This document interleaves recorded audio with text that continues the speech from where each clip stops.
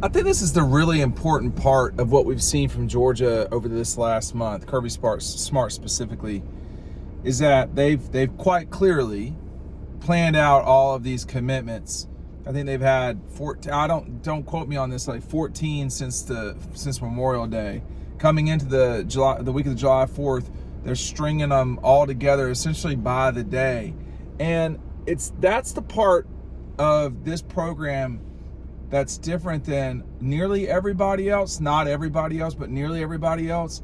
The attention to detail is the thing that, to me, separates Kirby Smart's Georgia from Mark Richt's Georgia, from Jim Donna's Georgia, from Kalen DeBoer's Alabama. All right? So all of those details are adding up for Georgia right now. For the record, Alabama's having a really good class. I don't know if anybody's picked up on that or not either. So there's definitely attention to detail on that deal as well. But that's the thing that's really, I guess comparing those two, which is not what I was thinking I'd be talking about in this video. I mean, one of them won the league last year. One of them had 4 losses. That loss to Michigan was a train wreck. So that's the thing to me that's really got to be pointed out here. I've told this story a couple of times. I'm not going to say who I was talking to. This person's been at Georgia for a long time. You can figure out who it is if you want to try. But we were talking about, dealing with Kirby, talking with Kirby and so forth. And this person said, hey, listen, if you need to talk to him, it's kind of a scheduled thing. And it's when the time period is done for that discussion, the time period is done. Like, he's not going to sit around and kind of goof around. It's very detail-oriented, very time management is an important thing in this program right now. Why does that matter? Well, if you're trying to accomplish goals, you can't just focus on the one thing because everything else will suffer. There's times when you have to focus on those things, but if you're handling all of your business, a lot of things won't get out of control. We talked in the past in recruiting world about they have these needs and they have that. Georgia, when Kirby got there, sort of flattened the need problem. They went from, we got to have Isaiah Crowell, we got to have Jacob Eason, to it's just a flat run of really good players. There's no extremely high point in each class. And I've talked to the folks over at Dawg Post who have been subscribers for years, decades. There's no one player that's going to make this program win or lose. It's a collection of guys. And that's the difference, I think, between Georgia now and Georgia in the past. But those aren't, this is a different sport almost than 15 years ago. So when you look at Ohio State, Texas, Georgia, Alabama, there's a ton of discussion about Clemson and Kay Klubnik this fall. They're gonna have to. I know Clemson's schedule is kind of thin, with the exception of the starting game. They're gonna have to show me a lot more than what was seen this past season for me to believe that, hey, this thing is. These guys are suddenly really national championship contenders over the likes of Ohio State, Texas, Georgia, Penn State, and so forth. But that's another topic for another day. There's no one person at Georgia.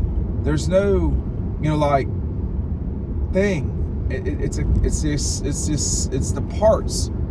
The sum of the parts is the most dangerous thing at Georgia. I was reading on ESPN earlier this morning, Mel Kiper and the new Todd McShay, whose name I've forgotten. There's very few players that Georgia has that are draft eligible top 5 guys. There's just not many of them. And that those guys have listed, and people, you can kill Mel Kiper all you want to. It's just one barometer, and it's everybody. It's everybody.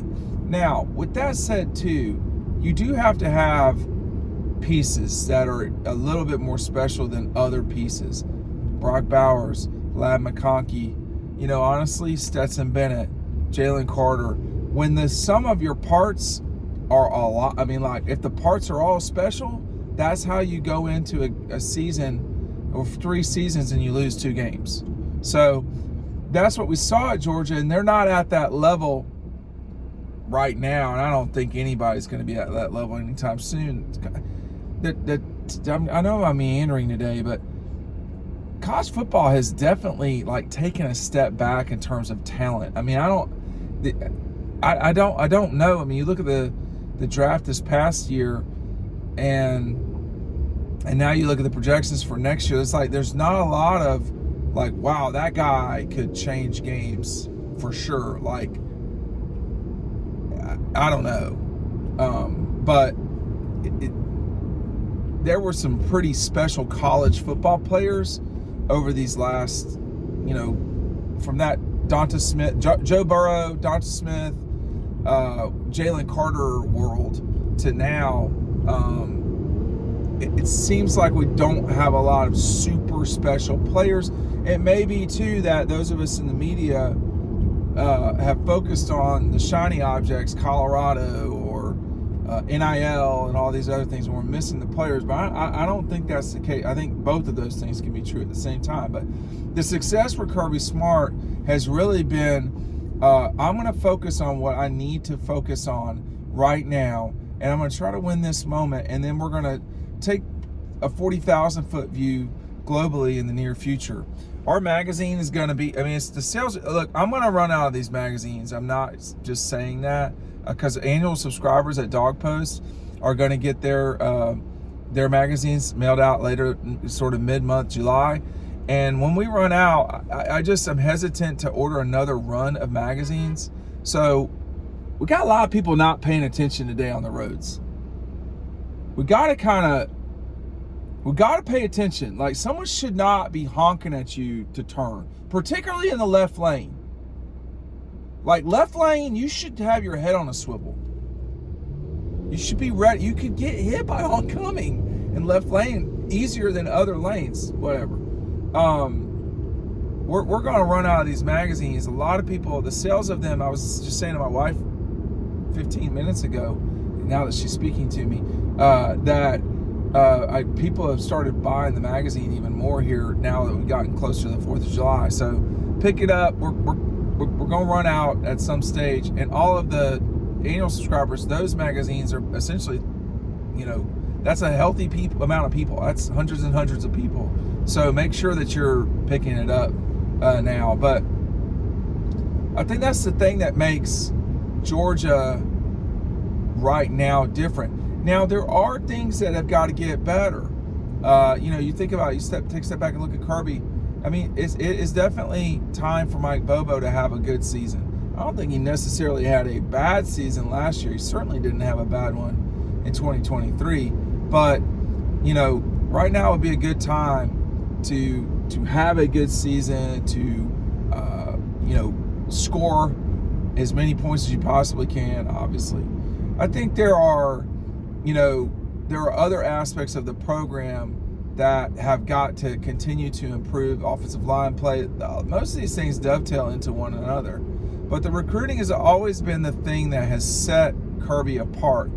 The development aspect of things has not gotten the, if people already know the development aspect of Georgia is one of the best in the country. And it's because of these details. The thing I'm trying to talk about right now are these details, are the, this sounds stupid, are your shoes tied the right way? We don't need to tie shoes in a practice. We need to just go play. We don't need to, these sort of, for lack of a better term, there need to be the fewest amount of unforced errors as possible. And you look at Georgia, particularly their elite teams, they've been very good in terms of penalties on all those things. That's not by accident. This is not magic. You have to go do it. And, that happens in every single aspect of the day. But when you look at the planning out, clearly it's planning out, okay, of these recruits, picking the Dawgs. Georgia's gone from outside the top 10 to number 2 in the consensus rankings. Does that mean that they're going to stay there? I think it probably means they're going to wind up with the number 1 class. Certainly means that they won't be below top 3, seems like to me. And like SC has 5 more kids committed to them than Georgia. So that's one reason why they have the number 1 class. And Georgia's, so Georgia got 25 kids committed in this class of 2026. And I think too, the other aspect of what's going on in this rambling video is we have sort of settled down. Today is the first day where NIL, you can't just go nuts. Like that was yesterday. And so now everything's going through a new clearinghouse. Now a lot of the math has changed on these things. And it may be that guys are like, well, I can't just go ask for $4 million. I can, but I'm not going to get that. So that world has changed. And I think we could be seeing contracts at some point soon. And we're going to get to that point. I mean, I don't see how, and the schools have been disingenuous for a long time. I mean, the schools, the big schools, have been disingenuous for a long time. This is about academics. It's not been academics, okay? It's been about playing. If it were about academics, we wouldn't have a $250 million budget at Georgia. That doesn't mean I'm, we need to recognize reality, which is just because something is not the number 1 thing doesn't mean it's not extremely important. Academics dovetails with athletics. It is critical that these guys get an education. But there was this notion that we can't do that. We don't want the kids to miss class. We can't. And then we went from 11 games to 12 games. Then we went from 12 games and 13 to win the national championship, or 14. Now we're at like 16 or 17 games. So that was a whole lot. And that has to be said too. Sorry. But we're at the point here with this program that I wouldn't say it's time to win the national championship. I would say it's there. I would say it's there this season. And I've been looking at the betting markets, and Georgia's definitely, I don't know why. I got to say, I'm not sure. Maybe there's value there. That's usually the answer. But Georgia has gone from, sort of the number 3 of the 1, 2, 3 to tied at 2 and possibly going up to 1. The challenge for Texas in this long video is they got to go to Ohio State and Georgia. I mean, that's a brutal schedule. I mean, you can say, oh, well, who set that up? Georgia doesn't have those questions anymore. As I talked about yesterday, you got your rivalry games. Two are neutrals, 1 is on the road. You've got, you got to go to Tennessee, and you're hosting Alabama and Texas. Georgia being a near 10-point favorite over Ole Miss,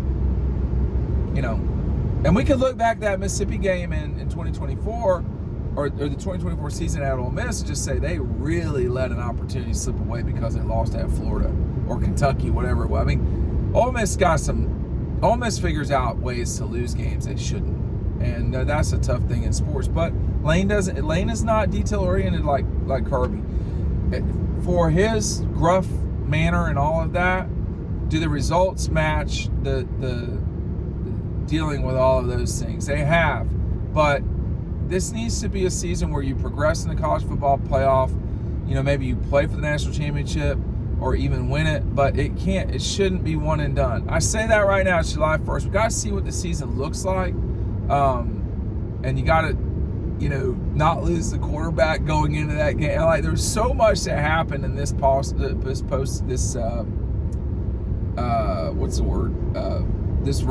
football playoff. And, look, Kirby knew his father was, days before that game, his health was in trouble. And that has to be a factor. I don't know that I would bring that up a lot. I don't bring that up a lot. But that happened at that time too. So there's been a lot going on. But this program, it might be ready to strike back. I can't believe I'm saying that after they won the SEC, but whatever.